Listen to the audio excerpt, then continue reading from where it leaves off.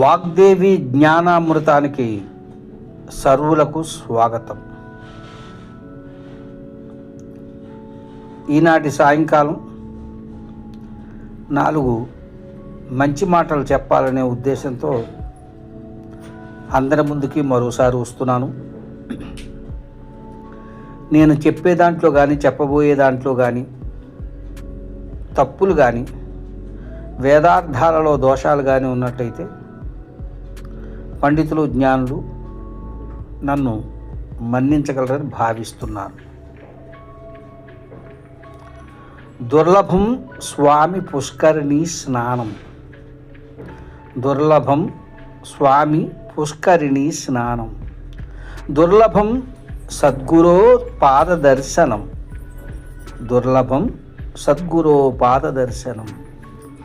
దుర్లభం మానవ జన్మం అని పెద్దలు చెప్పడం జరిగింది.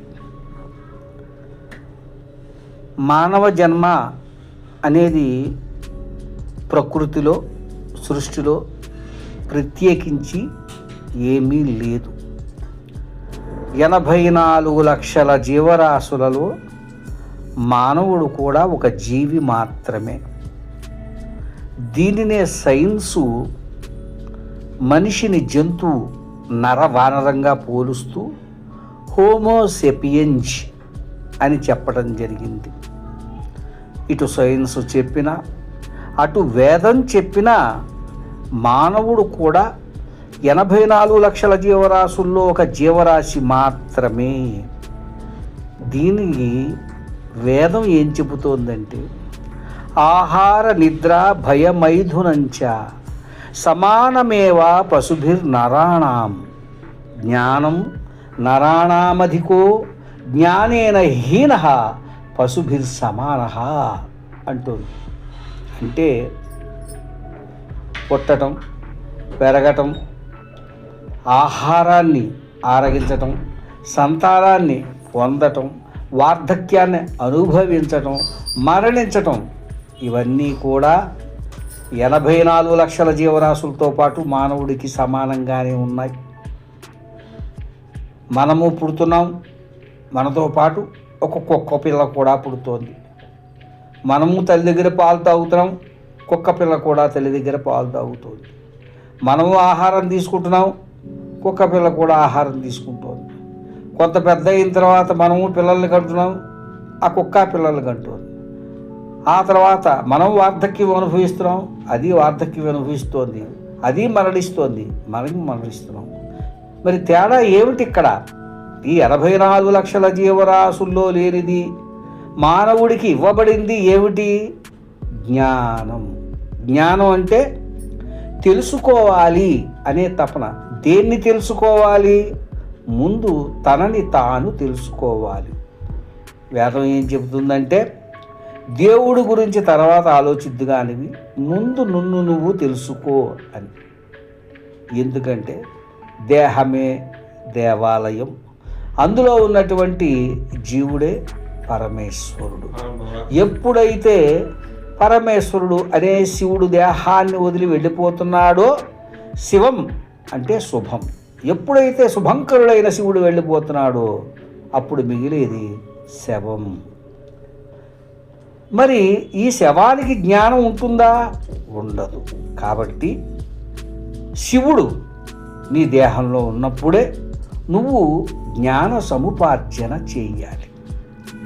జ్ఞాన సముపార్జన చేయటం అంటే మంచి మాటలు వినటం, మంచి పుస్తకాలు చదవటం, ఋషులు ఏం చెప్పింది తెలుసుకోవటమే మానవుడు చేయవలసినటువంటి ప్రథమ కర్తవ్యం. అయితే చాలామందికి మళ్ళీ మానవ జన్మ లభిస్తుందా అనే ప్రశ్న తలెత్తుతుంది. ఈ ప్రశ్న తరతరాలుగా ఎందరో మానవుల్ని వేధింపజేస్తోంది, శోధింపజేస్తోంది. అయితే మానవుడు 4 చింతలతో మరణిస్తూ ఉంటాడు. మరణించే ముందు నారాయణ నారాయణ లేకపోతే గోవింద గోవింద అని ఎందుకు అనమంటారు అంటే అంతవరకు చేసిన పాపాలు కొంతైనా తొలగి కర్మ నశించి మరుజన్మైన ఉత్తమ జన్మ లభిస్తుంది అనటానికి. దీనికి నిదర్శనం అజామీళుడు. ఈ అజామీళోపాఖ్యానంలో అజామీళుడంత దుర్మార్గుడు కానీ అజామీళుడంత పాపి కానీ మరొకడు లేడు. కానీ ఆయన తన మనవడికి నారాయణుడు అని పేరు పెట్టుకున్నాడు. మరణించే ముందు ఆ మనవడి మీద ఆపేక్షతోటి నారాయణ నారాయణ నారాయణ నారాయణ అంటూ పిలిచాడు. ఈ కారణంగా అజామిరుడికి ముక్తి లభించింది అని మనకి వైష్ణవ ఖండంలో ఒక భాగం చెబుతోంది. ఇది ఎంతవరకు నిజం? పురాణాలు నిజమా, అబద్ధమా, కల్పితాలా, ఇవన్నీ కట్టుకథలు అని ఇవాల్టి యువతకి చాలా సందేహాలు వస్తూ ఉంటాయి. అయితే దీనికి సమాధానం ఏమిటి అన్నట్టయితే, తులసీదాసు మీ అందరికీ తెలిసిన వ్యక్తే. తెల్లవారులేస్తే మీరు రామాలయాల్లోనూ హనుమంతుడి గుడిలోనూ వింటూనే ఉంటారు హనుమాన్ చాలీసా. ఈ హనుమాన్ చాలీసాను రాసింది తులసీదాసుల వారు. ఈ తులసీదాసుల వారు రామచరితామానసం అని ఒక కావ్యాన్ని రచించి దాన్ని కాశీలో గంగ ఒడ్డున కూర్చుని సాయంకాలం వేళలో 10 మందికి చెబుతూ ఉండేవారు. అయితే అటుగా వ్యాహ్యాడికి అంటే విహారానికి వెళుతున్నటువంటి ఒక జమీందారు ఇది చూసి తులసీదాసు దగ్గరికి వచ్చి, ఏమయ్యా తులసీదాసు, నీకు అసలు జ్ఞానం ఉందా? నీకంటే పని పాట లేదు, రామనామ కీర్తన చేసుకుంటున్నావు, బాగుంది. ఆ పని చేసుకునే వాళ్ళని కూడా పని చేయకుండా ఆపి ఈ రామనామ బోధ ఏమిటయ్యా అంటూ చిరాకు పడేవాడు. అయినా కానీ తులసీదాసుల వారు ఆ జమీందారు అటు వెళ్ళగానే రాముడికి మంగళహారతి పాడి మళ్ళీ తిరిగి ఆ జమీందారు ఇంటికి వెళ్ళి, అయ్యా నేను రామచరితామానసంలోంచి 2 శ్లోకాలు వినిపిస్తాను వినండి అనేవాడు. ఆ జమీందారు చిరాకు పడి పొమ్మంటూ ఉండేవాడు. కానీ తులసీదాసుకి నిత్యకృత్యమైపోయింది, ఆ జమీందారికి విసుక్కోవడం నిత్యకృత్యమైపోయింది. చివరికి విసుక్కొచ్చినటువంటి జమీందారు, అయ్యా తులసీదాసుల వారు, వచ్చే వారం మా అబ్బాయి పెళ్ళి ఉంది, ఆ పెళ్ళి అయిపోయిన తర్వాత సంవత్సరం వరకు మాకు ఏమాత్రం గాలి ఉండదు, సంవత్సరం తర్వాత మీరు రండి, ఆ శ్లోకాలు ఏవో విని తగులడతాను అన్నాడు. సరే అని తులసీదాసు వెళ్ళిపోయి అన్న ప్రకారం సంవత్సరం తర్వాత మళ్ళీ ఆ జమీందారు ఇంటికి వెళ్ళి తలుపు తట్టాబోయి ఆగి పక్కకి చూశాడు. ఆ పక్కనే ఉన్నటువంటి గోశాలలో ఒక 15 రోజులు 20 రోజులు ఉండేటువంటి ఒక ఎద్దు పిల్ల దూడ ఏడుస్తూ కనిపించింది తులసీదాసుకి. దాన్ని చూడగానే తులసీదాసుకి అది ఆ జమీందారే అని గుర్తుపట్టాడు. దీనికి కారణం ఏమిట్రా అంటే, ఈ జమీందారు చనిపోయే ముందు, మరి జమీందారులు అంటే వ్యవసాయాలు భూములు అవన్నీ ఉంటాయి కదా, చనిపోయేటప్పుడు కొడుకుని పిలిచి, నాయనా వ్యవసాయం జాగ్రత్త, దూడలు జాగ్రత్త, ఎట్లు జాగ్రత్త అంటూ చచ్చిపోయాడు. అంటే ఆ ఇంటి మీద, ఆ వ్యవసాయం మీద, ఆ దూడల మీద అతనికి మమకారం చావలేదు. ఈ కారణంగా ఆ జమీందారు ఏమయ్యాడు? ఆ ఇంట్లోనే ఎద్దై పుట్టాడు. చూసారా? ఇలా మీరు మీ ఇంట్లో ఒక కుక్కని కానీ, ఒక పిల్లిని కానీ, ఒక పావురాన్ని కానీ, ఒక జంతువుని పెంచుతున్నారు అంటే మీరు బాగా గుర్తుపెట్టుకోండి, అది మీ పూర్వీకుడు. మీ మీద మమకారం చావాక మీ ఇంట్లో బల్లిగానో, పిల్లిగానో, ఆఖరికి జర్రిగానో, తేలుగానో తిరుగుతూ ఉంటాడు. ఇది నేను చెప్తున్నది కాదు, ఋషులు చెబుతున్నటువంటిది. 4 చింతలతో మనిషి మరణిస్తూ ఉంటాడు. అది మొదటిది కామచింత. కామచింత అంటే దేనినో పొందాలనుకోవటం కాదు, దేనిని పొందాలనుకున్నా అది కామమే. కొందరికి సినిమాల్లో నటించాలనే కామం ఉంటుంది, కొందరికి డబ్బు మీద వ్యామోహం ఉంటుంది, కొందరికి స్త్రీ వ్యామోహం ఉంటుంది. ఇలా రకరకాల వ్యామోహాలన్నిటినీ కూడా కామం కిందే పరిగణిస్తారు.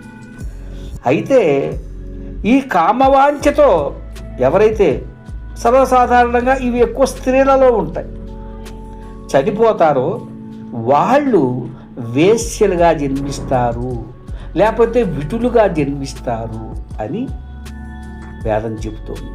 ఇంకొకటి మోహచింత. మోహం అంటే ఏమిటి? అది ధన వ్యామోహం కావచ్చు, పదవీ వ్యామోహం కావచ్చు, మరేదైనా కావచ్చు. సర్వసాధారణంగా ఆడవాళ్ళకి ఈ బంగారపు నగల మీద, బట్టల మీద, వాటి మీద, వీటి మీద వ్యామోహం ఉంటుంది. ఈ వ్యామోహంతో అత్తగారు చనిపోయేటప్పుడు ఈ నగా నట్రా, ఈ చీరలు, ఈ పట్టు చీరలు, ఇవి ఈ కోడలు ఏం చేస్తుందో అనే చింతతో మరణిస్తారు. ఇలా మరణించిన వాళ్ళు ఆ ఇంట్లో ఆ ఇనపట్టి కింద జర్రిగాను తేలుగాను పుట్టి దాన్ని కాపలా కాస్తూ ఉంటారు. ఏదో ఒక మంచి ముహూర్తంలో ఆ కోడలు గారు ఈ తేలినో జర్రినో చూడటం జరుగుతుంది, చెప్పు చుక్కుడు చంపేయడం జరుగుతాడు. అత్తగారికి తెలియదు కదా మరి. ఇలా ఈ మోహచింతతో చనిపోయిన వాళ్ళు ఇలా పుడుతూ ఉంటారు. కొందరు క్రోధ చింతతో చనిపోతూ ఉంటారు. క్రోధ చింత అంటే వాడిని ఎలాగైనా చంపేయాలి అనుకుంటాడు ఒకడు. ఒక రాజకీయ నాయకుడు ఉన్నాడు, మరొక రాజకీయ నాయకుడిని ఎలాగైనా చంపేయాలనుకున్నాడు. లేదా ఒక అన్నగారు ఉన్నారు, ఒక తమ్ముడు చంపేయాలనుకున్నాడు. లేదా ఒక మామగారు ఉన్నారు, అల్లుడు చంపేయాలనుకున్నాడు. ఇది క్రోధ చింత. ఈ క్రోధ చింతతో చనిపోయిన వాళ్ళు పాములై పుడుతూ ఉంటారు. వీడి క్రోధ చింత సఫలీకృతమై అవతల వాడికి వీడి చేతిలో ఖర్చు చచ్చిపోవాలనే యోగం ఉంటే ఆ పాము కాటేస్తుంది, వీడు కాస్త చేస్తాడు. అది కాదనుకోండి, ఈ పాము వాడి కళ్ళబడుతుంది, వాడు కర్రెట్టు కొట్టి చంపేస్తాడు. ఎందుకంటే మామగారు ఎవడో తెలియదు కదా వీడికి. ఇలా క్రోధ చింతతో చనిపోతూ ఉంటారు. ఇక మనం చాగంటి కోటేశ్వరరావు గారు, సామవేదం షణ్ముఖ శర్మ గారు, మల్లాది చంద్రశేఖర శాస్త్రి వారు, గరికపాటి వారు, ఇలాంటి మహానుభావులు చెబుతున్నటువంటి మాటలు కొన్ని లక్షల మంది వింటున్నారు. అదేమిటది?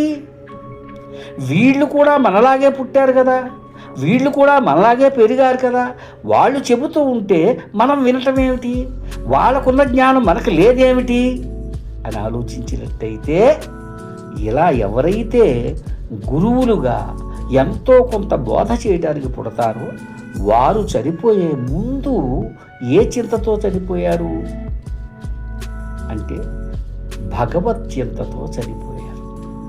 ఇలా ఎవరైతే ఈ భగవద్గీతతో మరణిస్తారో వాళ్ళే గురువులుగా పుడుతూ ఉంటారు. దీన్ని బట్టి మీకు ఏమర్థమైంది? మీరు ఎంతో కొంత జ్ఞానాన్ని సంపాదించండి. ఆ సంపాదించుకున్న జ్ఞానాన్ని మీ దగ్గరే ఉంచుకోకండి, అది 10 మందికి పంచిపెట్టండి. ఒక పెద్ద చెట్టు తన కోసం నీడనివ్వదు, అది తన దగ్గరికి వచ్చి ఆశ్రయించే జనం కోసమో దూడాదుడికి కోసమో నీడనిస్తుంది తప్ప తనకి నీడనివ్వాలని చెట్టు అనుకోదు. అలా మీరు కూడా మీ జ్ఞానాన్ని, మీ దగ్గర ఉన్న విద్యని 10 మందికి ఎప్పుడైతే పంచుతారో అప్పుడే ఉత్తమమైనటువంటి మానవ జన్మ లభిస్తుంది.